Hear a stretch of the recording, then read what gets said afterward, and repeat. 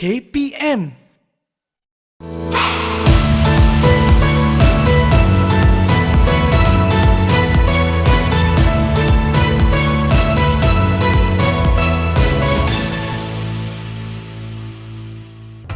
Assalamualaikum dan salam sejahtera. Anda sedang menyaksikan Sembang Aktif Didik TV KPM bersama dengan saya Azhar Hilmi. Apa khabar kepada anda semua? Saya harap semua berada dalam keadaan yang baik, sihat-sihat sentiasa, sihat-sihat belaka insya-Allah. Baik, untuk hari ini imbasan MSSM 2022 kita nak teruskan perbincangan berkenaan dengan atlet kelahiran MSSM. Bersama dengan tetamu istimewa kita yang sangat luar biasa pada hari ini, kita bersama dengan Datuk Marina Chin. Hai Datuk. Halo. Apa khabar? Sihat Datuk? Sihat. Itu dia. Siapa yang tak kenal Datuk Marina Chin yang bersama kita pada hari ini merupakan mantan pengarah bahagian sukan, kurikulum dan kesenian Kementerian Pendidikan Malaysia dan juga merupakan Ratu Pecut dan juga lari berpagar. Dia dalam arena sukan negara kita. Selain daripada menyandang mantan pengarah, Datuk juga pernah menyandang jawatan pengetua sekolah sukan Bukit Jalil. So terima kasih Datuk kerana sudi bersama kita pada hari ini Datuk. Terima kasih kerana jemput saya. Itu dia Datuk. Baik, kita nak teruskan kepada perbincangan kita berkenaan dengan atlet MSSM ni. Mungkin Datuk boleh kongsikan pandangan Datuk bagaimana sebenarnya kalau kita lihat MSSM ni dapat mencungkil bakat-bakat baru dalam kalangan anak-anak muda ataupun anak-anak di Malaysia ini dalam aku kata menyelah dalam arena sukan Datuk. MSSM memang saya rasa tiada siapa pun boleh menafikan merupakan badan yang banyak menjana wakil-wakil negara dalam pelbagai sukan. Dan ini adalah hasil usaha beberapa orang dulu yang nampak sukan boleh mendatangkan faedah kepada pelajar-pelajar sekolah dan mulalah, dan Kementerian Pendidikan anggapkan ini sebagai penting. Sebab itu kita ada polisi yang mengatakan setiap sekolah mesti menjalankan cross country setiap sekali setahun, school sport sekali setahun, sukan tara. This one is untuk mungkin untuk olahraga lah, tetapi selain daripada itu sekolah-sekolah juga digalakkan menjalankan kelab sukan sebagai co-curriculum di mana budak-budak boleh, kalau mereka tak tahu main, sepatutnya sekolah berusaha untuk mendapatkan orang yang boleh mengajar mereka main dan anjurkan pertandingan di dalam sekolah dan sebagainya. Dan daripada sana peringkat sekolah mereka boleh didedahkan kepada pertandingan di peringkat daerah di mana di antara sekolah. So kalau you ada sekolah sukan, some schools will have their own internal football tournament dan sebagainya, dan daripada sana pasukan-pasukan boleh dibentuk untuk wakil sekolah di peringkat daerah. Dan daripada daerah, MSSM ada dia punya master plan di mana setiap negeri akan ada MSS negeri. So setiap daerah akan sediakan satu pasukan di mana yang terbaik daripada daerah dipilih untuk wakil daerah dan mereka bertanding dengan semua daerah dalam negara itu, negeri itu. Dan daripada sana mereka pergi ke peringkat kebangsaan MSSM. Dan di peringkat MSSM di sanalah bukan saja kita nampak mereka bertanding di peringkat kebangsaan, dan daripada sana Kementerian Pendidikan dan MSSM bukan setakat peringkat kebangsaan saja, kita sambung di peringkat sekolah-sekolah ASEAN dan sebagainya. Dan di sana atlet-atlet peringkat sekolah dapat pendedahan sampai peringkat umur antarabangsa. Dan daripada sanalah kita boleh nampak sesiapa yang betul-betul ada bakat, bukan saja bakat tetapi ada minat, ada the mental capability untuk sambung menjadi atlet negara. Baik, itu dia. Mungkin tadi Datuk ada sebut berkenaan dengan kejohanan ataupun MSSM. Jadi mungkin pada peringkat umur berapa yang mungkin mereka-mereka yang berminat ataupun nak menyertai kejohanan MSSM ini, mungkin ada dia punya limit ataupun umurnya? Okey, MSSM untuk kebanyakan sukan dia mula dengan pertandingan under 12, bawah 12 tahun. Tetapi saya rasa dia penglibatan dalam sukan atau pendedahan kepada sukan di sekolah-sekolah tidaklah sampai tidaklah tunggu sampai umur 12 tahun, because apa yang berlaku ialah yang sukan yang memerlukan pendedahan lebih awal seperti gimnastik, rhythmic gimnastik dan sebagainya, ada sekolah-sekolah yang telah mulakan training dan sebagainya. And under 12 meaning most of the time lah budak-budak 11-12 tahun, dan mereka boleh sambung sampai umur 18 tahun. Dan selepas 18 tahun sepatutnya ada clubs di luar dan dan di peringkat sekarang kita ada SUKMA. So mereka sambung di SUKMA, dan daripada SUKMA mereka kalau mereka menonjol akan diberi peluang untuk mewakili negara, dan sampai tahap di mana kita sudah ada juara dunia pun. Itu dia untuk mewakili negara kita, Datuk. Dan Datuk, mungkin Datuk boleh kongsikan berkenaan dengan jenis sukan yang dipertandingkan dalam MSSM ni, dan mungkin bagaimana murid-murid boleh terpilih untuk mewakili sukan yang mereka ceburi ataupun mereka minat di peringkat negeri ataupun di peringkat kebangsaan, Datuk. Semuanya bermula di sekolah. Biasanya kalau budak katalah berminat MSSM, di peringkat MSSM pertandingan yang dianjurkan adalah 24 jenis sahaja. Okey, semasa saya jadi pengarah bahagian sekolah, banyak saya terima soalan, kenapa kita sudah jadi juara dunia wushu, kenapa kita tak ada pertandingan wushu di peringkat MSSM, kita sudah jadi juara karate dan sebagainya. Masalah yang dihadapi ialah kewangan, because untuk menganjurkan sesuatu kejohanan MSSM ia melibatkan kewangan yang agak besar. So setakat ini bukan kita atau peringkat MSSM sampai semasa saya jadi pengarah, bukan kita tak nak buat, memang buat, dan kita alu-alukan kalau ada badan luar seperti ada 2-3 tahun wushu. Dia datang bekerjasama dengan pihak MSSM untuk menganjurkan kejohanan wushu Persatuan Kebangsaan MSSM, di mana dia yang bertanggung kos. So jika ada orang seperti itu, tak ada masalah. The only thing is because of the cost we cannot increase the number of sports. Dan kalau itu murid yang terpilih tadi adalah mesti melalui proses di sekolah, Datuk. Maksudnya tak boleh. Tak, bukan saja kalau mereka berada di sekolah, mereka berada di sekolah untuk di mana kalau mereka berminat. Okey.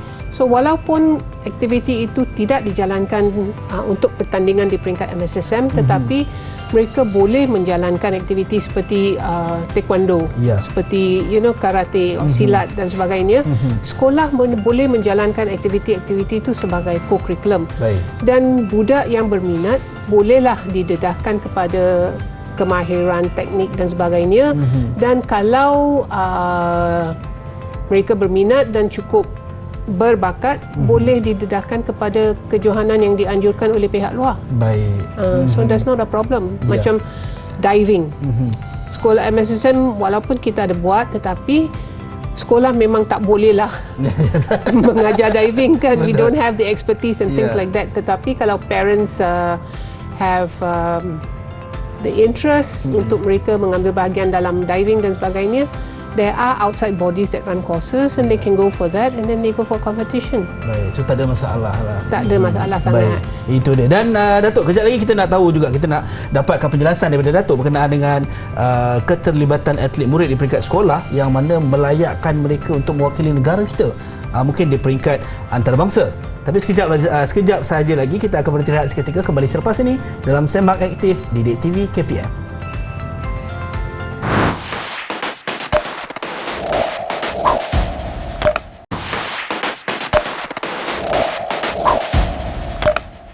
Baik, kembali dalam Sembang Aktif bersama dengan saya Azhar Hilmi. Dan untuk atlet kelahiran MSSM, kita masih bersama dengan Datuk Marina Chin, mantan pengarah bahagian sukan Kementerian Pendidikan Malaysia. Baik Datuk, tadi kita dah tahu berkenaan dengan bagaimana nak melibatkan diri dalam MSSM untuk mereka-mereka yang mungkin rasa ataupun layak untuk melibatkan diri. Dan sekarang ni mungkin kita nak tahu, mungkin Datuk boleh terangkan sedikit berkenaan dengan keterlibatan atlet murid di peringkat sekolah yang mana membolehkan mereka layak mewakili negara kita ke peringkat antarabangsa, Datuk.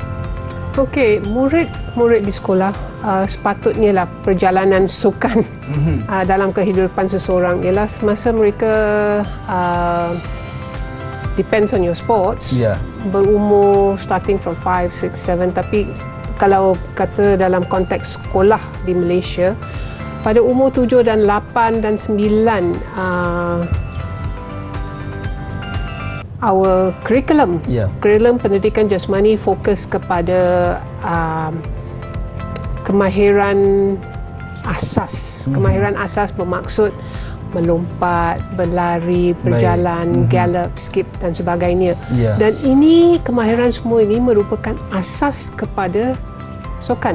Apa jua sukan yang kita ambil, kita akan gunakan di skill. So, kalau kita lihat daripada perkembangan di sekolah, this is what they do sepatutnya in standard 1, 2 and 3 during PJK, dan ada sekolah-sekolah dan di bawah program tertentu di mana mereka buat multilateral training. Multilateral training bermaksud that is thing, kita tidak tumpukan mereka pada satu jenis sukan, tetapi mereka didedahkan kepada pelbagai jenis sukan. So like I said, you know, different movement skills and patterns, and then pendedahan kepada rules and regulations, you know, because apa sukan pun dia ada rule and regulation. So mulalah kita introduce what is a boundary, you know, this thing, dengar arahan and all this kind of things. So daripada sana, then when they go up to you know, mungkin yang macam saya katalah darjah 4,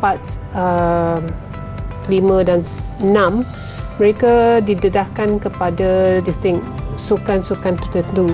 So mereka boleh, kalau menunjukkan minat, boleh mengambil bahagian di peringkat sekolah, di peringkat this thing sampai peringkat MSSM under 12. But hanya sekumpulan kecil sahaja yang mengambil bahagian dalam sesuatu sukan di bawah 12 tahun akan muncul di pertandingan bawah 18 tahun semasa dia besar. Because at 12, saya rasa mereka belum lagi tahu sebenarnya lah apa yang mereka betul minat, because mungkin belum didedahkan kind of this thing. So masa mereka masuk form 1, form 2, form 3, ada satu ketika dulu kita ada program MSSM bersama dengan Majlis Sukan Negara yang dipanggil Tunas Cemerlang, di mana mereka yang tunjukkan bakat dalam sukan, katakan, dan minat dalam katakan bola sepak, hoki, tenis, badminton dan sebagainya, mereka diberi latihan 3 kali seminggu under specific coaches and things like that, dan this thing, tetapi mereka tidak apa yang kita panggil dikhususkan untuk, kalau bola sepak tidak khusus jadi goalkeeper, tidak khusus jadi striker, mereka sepatutnya boleh main semua this thing. This is the philosophy yang banyak negara yang maju dalam sukan practice. Because why? At this age, you know, saya rasa mereka belum didedah lagi, and this thing, and then especially mereka melalui akil balik dan sebagainya, so bentuk badan pun berubah dan sebagainya, so that's the thing. Dan kalau selepas katakan umur 15 tahun, semasa mereka masuk pertandingan MSSM bawah 18 tahun, di sana sudah boleh nampak, you know, mereka yang betul-betul berminat, betul-betul sanggup bekerja keras untuk mencapai apa yang patut dicapai dalam sukan lah. Baik, jadi maksudnya before 18 tahun berpotensi untuk mungkin mereka mengubah daripada awalnya mencuburi dalam bola sepak contohnya, tapi berpotensi untuk tukar juga ke bidang sukan yang lain, Datuk, atas pendedahan yang telah dilakukan. Baik, dan saya fahamkan, Datuk, untuk setiap ataupun dalam kejohanan dan sebagainya akan ada insentif kepada atlet, dan mungkin pada pandangan Datuk sendirilah, adakah dengan pemberian insentif ini sebenarnya mampu untuk meningkatkan lagi kualiti dalam kalangan atlet murid di sekolah ni? Pada pandangan saya, insentif ada pelbagai lah. Ada pelbagai. Kalau biasa cakap, orang akan tuju kepada insentif kewangan. Dan saya rasa di peringkat MSSM dan sebagainya, Kementerian Pendidikan tidak mampulah untuk memberi insentif selalu, walaupun ada pernah when times were a little bit better, pemenang ASEAN Schools dan sebagainya dapat insentif. Tetapi selain daripada itu, saya rasa ada satu jenis insentif di mana budak-budak di peringkat negeri dan sebagainya, mereka nampak bahawa kalau mereka dapat masuk sekolah sukan di peringkat kebangsaan, peluang untuk didedahkan kepada pertandingan antarabangsa, kepada kejulatihan yang lebih baik, lebih cekap dan sebagainya. So itu juga merupakan satu insentif di mana budak-budak will try and this thing and to tunjukkan dia punya kebolehan supaya dia boleh dipilih untuk masuk sekolah sukan negara.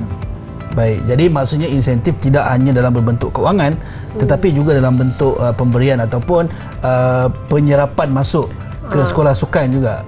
Itu satu, dan lagi satu ialah this thing lah, yang anugerah yang diberi setiap tahun oleh pihak MSSM, di mana we have Putra Putri Sukan MSSM, then we have the Tunas Sukan for lelaki, for perempuan, we have this thing where we also reward coaches.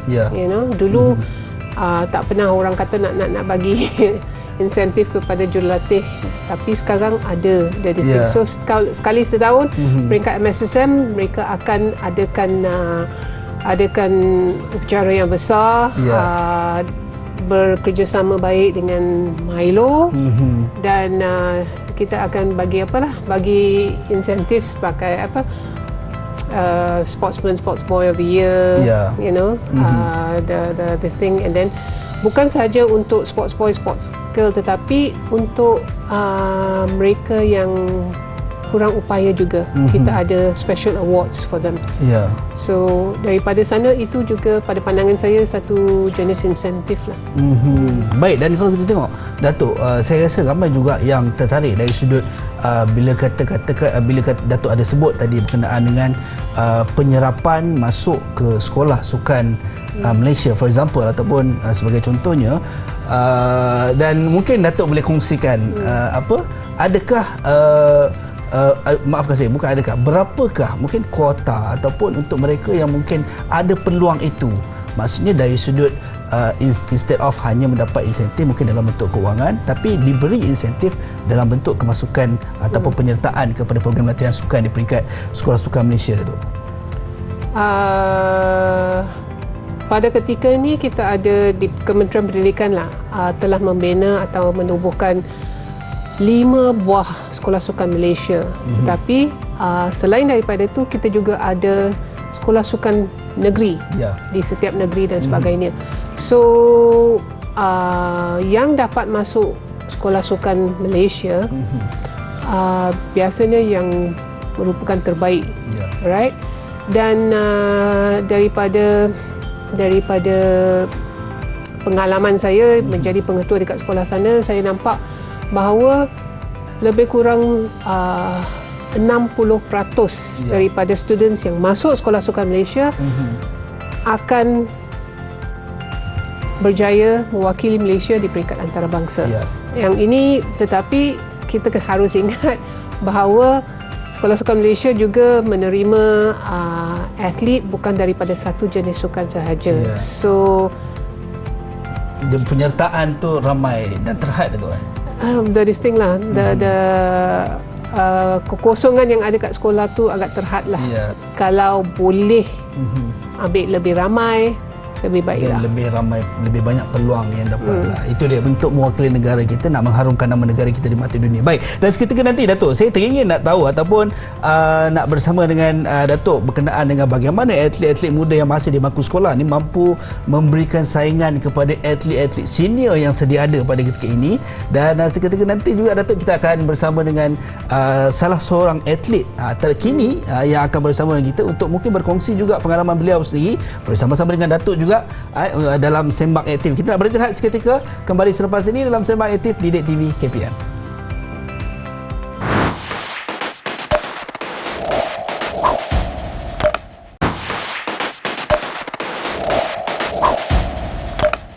Baik, kembali dalam Sembang Aktif di DIK TV KPM bersama dengan saya Azhar Helmi, dan kita masih bersama dengan tetamu istimewa kita, Datuk Marina Chin selaku mantan pengarah bahagian sukan Kementerian Pendidikan Malaysia. Baik Datuk, dan kita seperti yang kita sebutkan sebentar tadi, atlet yang akan bersama kita juga, kita ada Alvin Yap yang mana merupakan atlet MSSM tahun 2019 mewakili negeri Sarawak dan banyak pencapaian. Betul Alvin?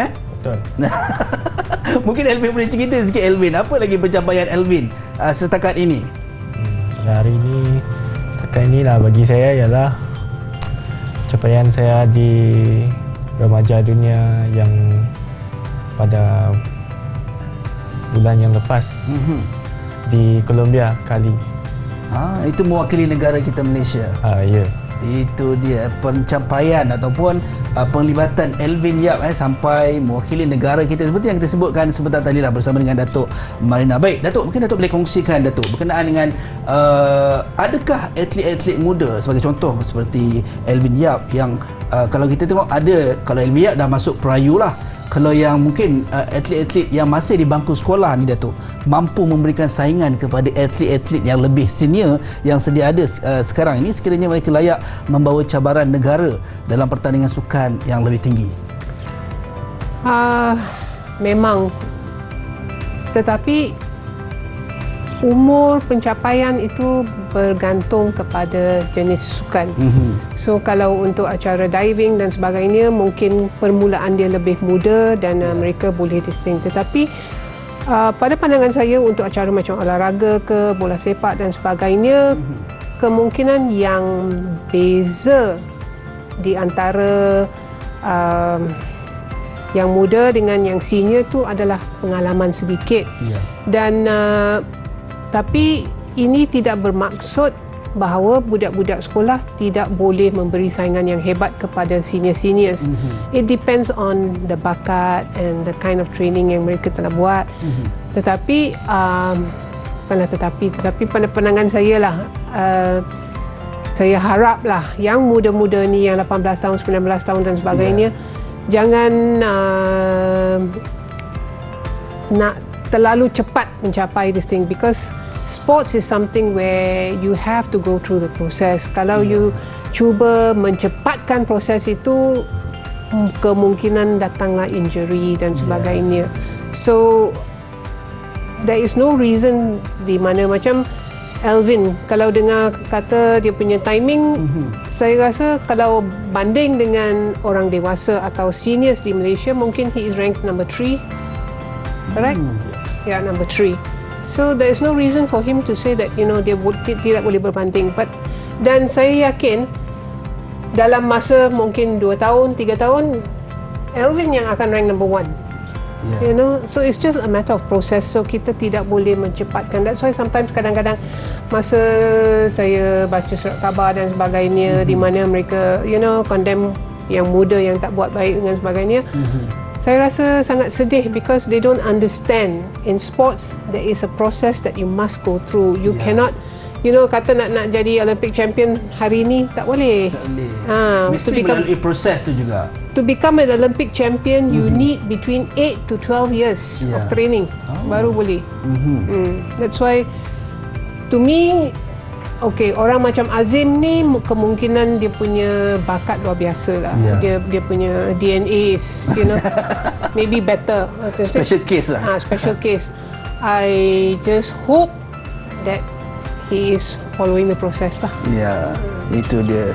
Saya suka dengan apa yang Datuk Marina tekankan. Datuk banyak tekankan tentang follow the process and then yalah, percayalah, trust with the process kan. Kalau you ikut proses, you akan dapat mencapai yang terbaik yang mampu kamu buat. Like I said, if you don't follow the process, you try to make it faster, kemungkinan cedera dan sebagainya, then you don't achieve your best. That's the point lah. And you know, your body, you are now 18 years old. When you are 22 years old, you are going to be that much stronger, that much this thing. So that is, you know, your body is more ready to perform at that level. So, you know, that's why masa saya jadi pengetua dekat sekolah dan budak-budak kadang-kadang initially the first tahun masa mereka tak menang, mereka datang balik, mereka ucap sorry pada saya. Saya kata, kenapa you ucap sorry? Kami tak menang. I said, it's not about winning. I said, kalau di peringkat sekolah, di peringkat umur, pada pandangan saya, menang tak menang itu tak penting. Yang penting is kamu pergi kat sana, kalau menang, kamu harus tahu what you did right and cuba memperbaiki, kekalkan yang itu. Kalau you made a mistake, you know what is the mistake and how to correct it. That is what is more important. Bukan sekadar menang saja. Baik, mungkin Elvin sebagai atlet muda, adakah atlet saingan yang Elvin rasa ketika ini nak berhadapan dengan atlet yang lebih senior macam mana, Elvin?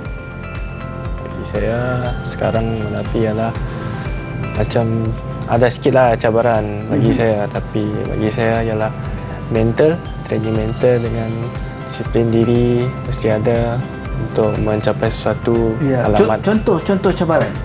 Contoh cabaran macam tak lama lagi nak Sukma. Sukma tahun ni saya ada target lah untuk Sarawak winning gold medal untuk 110 hurdles. Those senior yang buat pencapaian yang lebih baiklah daripada saya. Dan saya letakkan macam pencapaian mereka dekat atas mindset saya, so saya boleh beat mereka untuk dapatkan nombor 1. Dan maksudnya saingan tu memberi satu impact yang baik sebenarnya untuk do more kan, buat yang lebih baik. Dan Datuk, mungkin Datuk boleh kongsikan, kalau tengok atlet yang masih di bangku sekolah ni, Datuk, mereka ada beberapa kekangan dari sudut latihan sukan dan juga pencapaian ataupun pembelajaran dari sudut akademik. Jadi nak membahagikan masa antara sukan dan pembelajaran ni macam mana tu, Datuk? Time management. Time management. Yes, saya rasa ia tidak merupakan satu perkara yang susah nak dicapai. Kalau kita lihat Farah Ann is a 6A student, ramai daripada this thing, dan kita nampak dah bahawa kebanyakan daripada mereka yang dapat wakil Malaysia dalam permainan-permainan tertentu, kebanyakan mereka dalam universiti atau sudah graduate daripada universiti. So there is no problem. Semasa saya jadi pengetua dekat Sekolah Sukan Malaysia, ada satu ketika sampai kita terpaksa buat kelas waktu malam. I see. Because mereka training pagi satu sesi, petang satu sesi. So tak cukup masa in between to finish the syllabus or to this thing. So pada pandangan saya, mereka semua duduk dalam asrama daripada prep yang tidak, di mana mereka buat apa yang mereka nak buat. Lebih baik mereka datang kelas dan cikgu mengajar. So that's what we did. And saya rasa sampai hari ni, walaupun saya dah pension dari this thing, dia sudah menjadi satu amalan dekat sekolah sukan, di mana pencapaian akademik mesti seimbang dengan pencapaian sukan. I see. So tahun 2021 SPM punya result, Sekolah Sukan Bukit Jalil score 4.34 GPS. Lebih baik daripada national GPS. Walaupun ada kekangan dari sudut perlu bahagi masa dengan latihan sukan dan sebagainya, Yes. namun bukan alasan untuk Yes. untuk tak dapat capai target tu. Yes, dan kita dekat peringkat sekolah kena flexible sikit supaya mereka boleh lah. Ya, itu dia. Baik, Elvin, macam Elvin sendiri masih lagi dalam status pelajar, masih belajar, dan dalam masa sama juga bagi atlet. So, bagaimana Elvin sendiri nak bahagi masa antara Elvin belajar dan juga training ataupun latihan sukan? Bagi saya kena buat jadual susun atau masa kita uruskan masa kita ni. Contohnya pagi kita kena buat apa, tengah hari kena buat apa, petang kena buat apa, dan juga malam kena buat apa. I see. Macam sekarang ni Elvin bersekolah di sekolah sekarang di sekolah Bukit Jalil, Sekolah Sukan Bukit Jalil. Sekolah Sukan Bukit Jalil. Jadi kalau mungkin Sekolah Sukan Bukit Jalil dah ada silibus ataupun jadual yang ditetapkan seperti yang Datuk sebut sebentar tadi. Macam kalau sebelum di Sekolah Sukan Bukit Jalil, sebelum di SSM, di mana? Sebelum saya masuk Sekolah Sukan Bukit Jalil, saya berada di SSN Sarawak, iaitu SMK Tabuan Jaya.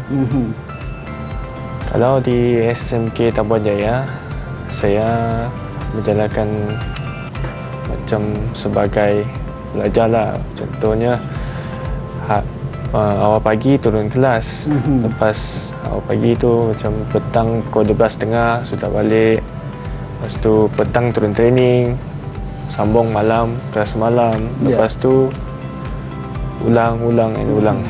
Dari sudut mental, adakah macam Elvin sendiri rasa benda tu okey, ataupun ada juga kekangan ataupun cabarannya tersendiri dalam nak membahagikan masa di antara dua fokus utama ni pembelajaran? Macam Datuk sebut tadi, Datuk tekankan mesti seimbang, dia tak boleh salah satu sahaja yang lebih. So, adakah cabaran untuk memastikan kedua-duanya seimbang, Elvin? Bagi saya cabaran antara dua tu okey lah, cuma belajar boleh fokus pada waktu malam, kelas malam, dan petang training.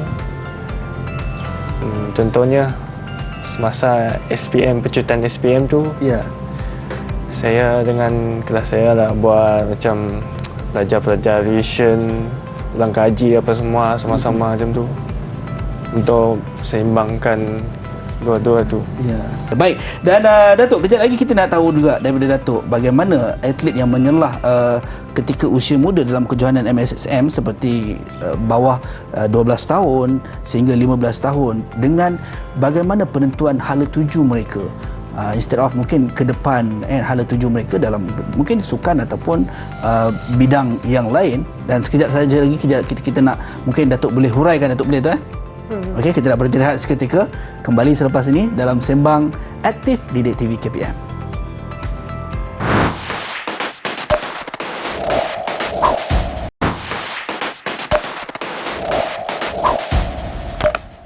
Baik, kembali dalam Sembang Aktif Didik TV KPM bersama dengan saya Azhar Hilmi, dan kita masih bersama dengan dua tetamu istimewa kita pada hari ini. Kita bersama dengan Datuk Marina Chin, mantan pengarah bahagian sukan Kementerian Pendidikan Malaysia dan juga merupakan ratu pecut dan lari berpagar mewakili negara kita, dan juga atlet yang ada bersama dengan kita, Elvin Yap, yang pernah baru saja mewakili negara kita di atlet sukan remaja dunia, betul di Colombia, telah pun diadakan di Colombia pada baru-baru ini. Dan mungkin Datuk, kita nak dapatkan komen ataupun mungkin Datuk boleh huraikan berkenaan dengan bagaimana kalau kita tengok tadi dalam kejohanan MSSM, Datuk sebut ada bawah penyertaan seawal umur 12 tahun sehinggalah ke peringkat yang lebih tinggi lah. Dan bagaimana atlet yang mungkin menyelah di usia muda, sebagai contoh bawah 12 tahun hingga ke 15 tahun, hala tuju mereka ni, Datuk? Under 12 kemungkinan apa yang mereka boleh look forward to is kalau mereka menonjol semasa MSSM dan sebagainya, kemungkinan boleh diberi peluang untuk diserap dan masuk Sekolah Sukan Malaysia. Dan kalau dimasuk Sekolah Sukan Malaysia, ini bermaksud mereka diberi peluang untuk majukan dia punya kemahiran lagi dengan terjaganya pelajaran dia, terjaga makanan dia, terjaga sistem latihan dia, semua terjaga. You know, so that is one of the things. So tapi untuk kemasukan ke sekolah sukan Malaysia bukan saja di peringkat umur 12. Mereka boleh masuk after the age of, that means from form 1, mereka boleh masuk mengikut form 2 ke form 3 ke, masa mereka menonjol dan nampak bakatnya boleh diasah dan sebagainya, mereka boleh dijemput untuk masuk sekolah sukan. Tentang hala tuju, saya rasa by the time they are 15, they should already know, you know, adakah kalau dia terlibat dalam katakan hoki, do I want to remain dalam permainan hoki, you know. Ada this thing macam Tengku Ahmad Tajuddin, pemain hoki Malaysia.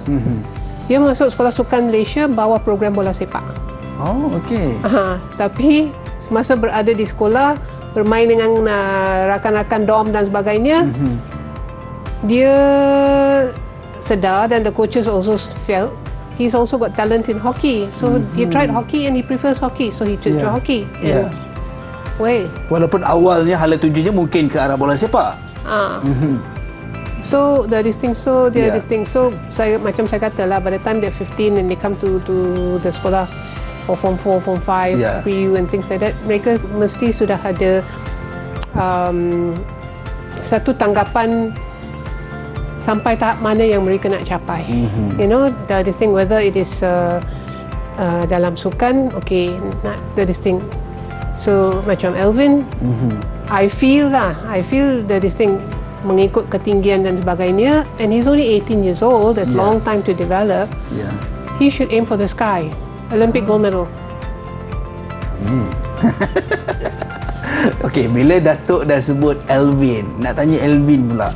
Macam mana Alvin dah 18 tahun berada di sekolah sukan Bukit Jalil, dan ke mana hala tuju Alvin selepas ni? Adakah ada cita-cita ataupun perancangan yang lain? Bagaimana Alvin? Masa ini rancangan saya ialah selepas habis pra-university menyambung ke U mana-mana sahajalah di Malaysia. Lepas tu dengan sukan juga. Lepas tu habis daripada U, saya akan cari bekerja lah, bermula bekerja. Selain daripada atlet sukan, apa cita-cita Alvin? Selain daripada atlet sukan, cita-cita saya juga ialah menjadi seorang jurulatih lah. Masa ini lah. Baik, itu dia. Jadi jurulatih, kita doakan moga semuanya dipermudahkan. Baik Datuk, mungkin Datuk boleh kongsikan Datuk berkenaan dengan, kalau tadi kita sebut Sekolah Sukan Malaysia ataupun Kejohanan Malaysia membentuk atlet-atlet kita menjadi atlet yang bertaraf dunia, dan adakah kalau kita lihat kepada fasiliti yang terdapat di Sekolah-Sekolah Sukan Malaysia pada ketika ini cukup untuk meningkatkan potensi kita punya atlet murid kita dalam menyiapkan mereka sebagai atlet yang bertaraf dunia, Datuk? Daripada segi fasiliti, saya rasa mencukupi. Semacam sekolah sukan Tengku Mahkota Ismail, ada swimming pool, ada track, everything they have. Dan I think Sabah pun sama, you know. Pahang walaupun tak ada swimming pool tapi ada track, ada this thing. So saya rasa daripada segi fasiliti memang mencukupi. Walaupun macam this thing lah, selalu boleh ditingkatkan, boleh diperbanyakkan lagi. Boleh ditambah baik, lebih banyak lagi. Itu sajalah. So itu untuk sekolah-sekolah sukan di Malaysia, Datuk. Jadi dengan apa fasiliti yang ada mampu untuk meningkatkan potensi atlet murid. Dan saya rasa kita telah tunjukkan pada dunia pun, because you know we have produced world class athletes, you know, like diving dan semua. Mereka semua melalui Sekolah Sukan Malaysia Bukit Jalil. You know, so tak jadi masalah. Sebenarnya atas kita, Datuk, nak ke tak nak. Dan kalau kita tengok, Datuk, bila Datuk sebut berkenaan dengan sekolah sukan disokong sebenarnya oleh tempat-tempat yang lain untuk membentuk satu-satu atlet menjadi atlet yang bertaraf dunia, dan pada pandangan Datuk sendiri, adakah peranan agensi ataupun pertubuhan lain dalam pembangunan sukan ataupun pencarian bakat murid yang ada di negara kita dalam MSM ni penting? Oh, sangat-sangat penting. Oleh kerana macam saya katalah, Kementerian Pendidikan, okey, macam saya kata tadi, kerajaan kata tak mampu buat dua kompleks yang besar. So kita buat sekolah dekat sini, gunakan this thing. So Kementerian Belia dan Sukan khasnya MSN, ISN. Kalau mereka tak kerjasama dengan peringkat sekolah dengan MOE, tak boleh jalan. And not only that, tetapi banyak persatuan sukan kebangsaan dan sebagainya yang jalankan program di Sekolah Sukan Malaysia, especially di Bukit Jalil, is the this thing. Kita sebagai pihak kementerian tidak mempunyai sumber manusia daripada segi bidang kejurulatihan. Banyak, sedikit ada. The normal sports like hockey, like football, like all this, semua ada. Tetapi untuk specific sports macam diving, kita tak ada. Untuk gym rama, kita tak ada. Untuk this thing, tak ada. So, di sinilah kita sangat-sangat perlukan bantuan daripada segi sukan kebangsaan, daripada sukan Majlis Sukan Negara, dan selama ini Kementerian Pendidikan telah bekerjasama dengan Majlis Sukan Negara, dengan Institut Sukan Negara, dan pencapaian negara kita ini adalah hasil hubung rapat ni lah. Gandingan ataupun sokongan daripada pihak-pihak lain ataupun agensi-agensi lain. Baik, dan mungkin Datuk, sedar tak sedar kita dah hampir sampai ke penghujung rancangan kita dalam Sembang Aktif Didik TV KPM kita pada hari ini. Mungkin harapan, ataupun saya mulakan dengan Elvin lah. Harapan Elvin sebagai atlet muda yang dah mengharumkan nama negara, mungkin harapan Elvin untuk diri sendiri dan juga mungkin murid-murid ataupun penonton kita kat luar sana, ada yang sebenarnya memasang impian, memasang harapan untuk menjadi seorang atlet juga satu hari nanti. Harapan saya untuk saya sendiri adalah boleh mewakili Malaysia ke dunia lah, tak kisah game apa, contohnya lah game Olimpik lah.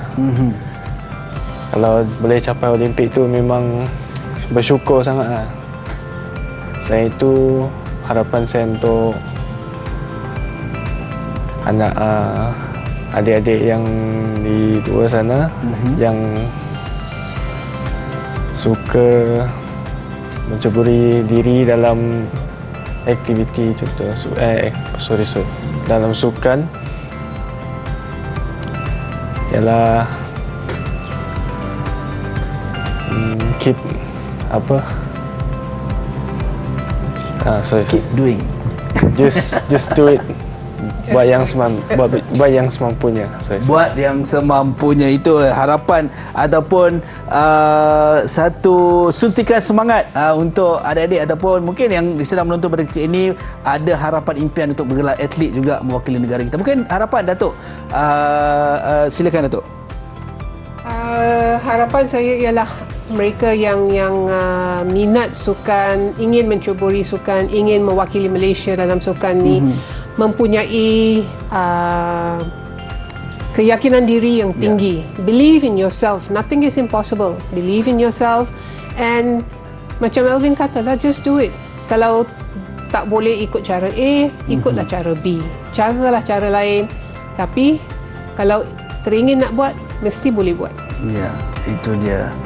Thank you so much. Terima kasih banyak kepada Datuk Marina Chin, mantan pengarah bahagian sukan dan juga merupakan Ratu Pecut dan lari berpagar kita mewakili negara kita pada satu ketika dahulu. Dan juga kita ada atlet negara kita, Elvin Yap, yang baru saja balik daripada Colombia mewakili negara kita di Sukan Remaja Dunia. Dan sebagai penutupnya, saya nak petik kata-kata daripada Datuk Marina. Saya sangat terinspirasi dengan apa yang beliau kata, just do it, dan juga melalui proses. Trust the process. Itu yang paling penting dalam kehidupan kita. Sampai berjumpa lagi di lain masa dan di lain ketika. Assalamualaikum dan salam sejahtera. Bye-bye.